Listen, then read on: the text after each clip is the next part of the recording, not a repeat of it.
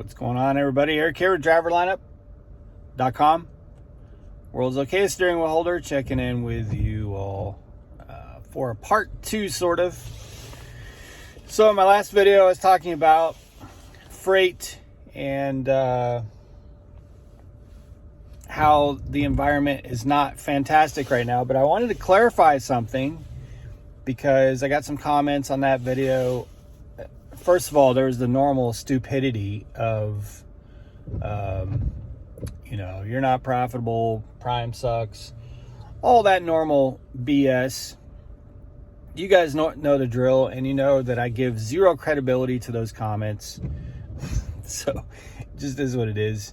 But there were certainly some comments about that it's still profitable, and I should have stated right up front that my fleet is not running at a loss. This claim has been made since I've been with Prime.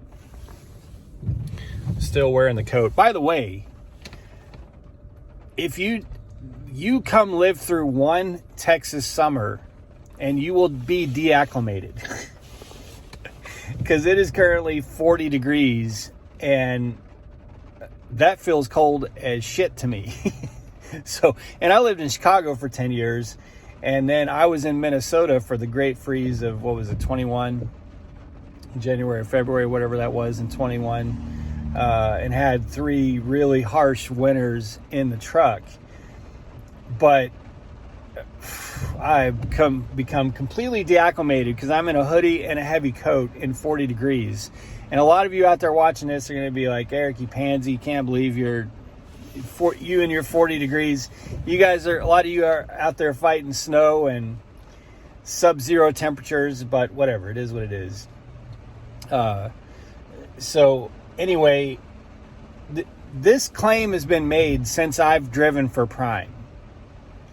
So we're going on almost 4 years or something like that, 3.5 years, whatever it is.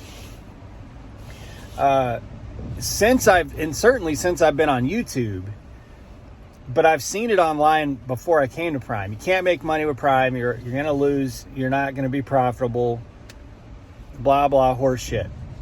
But certainly since I've been on YouTube, comments for my entire journey on YouTube have been telling me that you cannot make money at Prime Inc.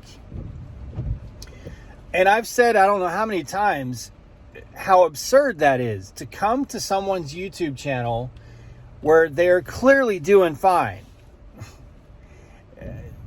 clearly doing great. Even when Jenna and I were running a married team truck, which is extremely lucrative. You don't have to work hard to clear $10,000, $15,000 a month as a couple running Prime Freight as a married team truck. It's you don't even have to really work hard to do it. And I'm not talking about revenue. I'm talking about actually making that kind of money. $15,000 in a month between the two of you is not at all. So, I'm going through these years on YouTube, this whole thing is incredibly lucrative, and having comments come and say, you're stupid, you're not going to make money, you can't make money with Prime. It's just enough of that. You guys got to understand, you're trying to tell someone who has been incredibly successful pulling Prime Freight that you can't be successful pulling Prime Freight. That's just stupid. And I don't need to prove anything to you. I don't need to show you statements. I'm not trying to prove I'm not trying to mislead anyone. My life and where I'm at is all the proof I need to myself. So freight is tough. Yes, freight has been tough before in my short driving career. Very tough. It got really bad before. I think it was right after I upgraded, we went through one of these valleys as the whole freight industry, and rates were in the gutter, and Prime went back to the 50,000 miles. They didn't have enough trucks, which, by the way, that's another thing too.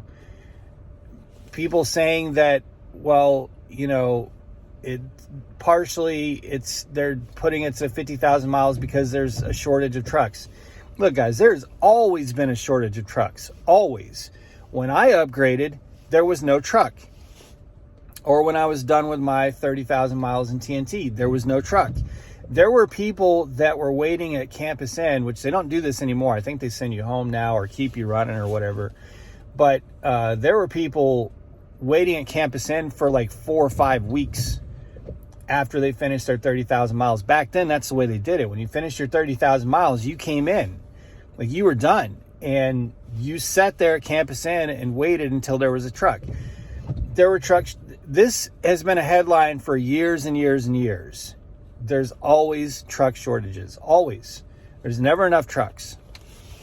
So I don't believe that that is a primary reason for the going back to 50,000 miles. Could it play a role? Yes. I certainly. It certainly has is a contributing factor, no doubt. And that's always the case. I do think that freight availability is much lower now, and that's playing a bigger role in moving TNT to 50,000 miles.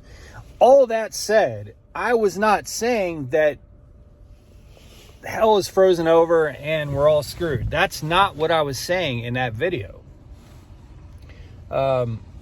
My point was, I mean, all my trucks are running. There's freight. My point was, there's a lot of indicators that suggest that freight is not strong right now.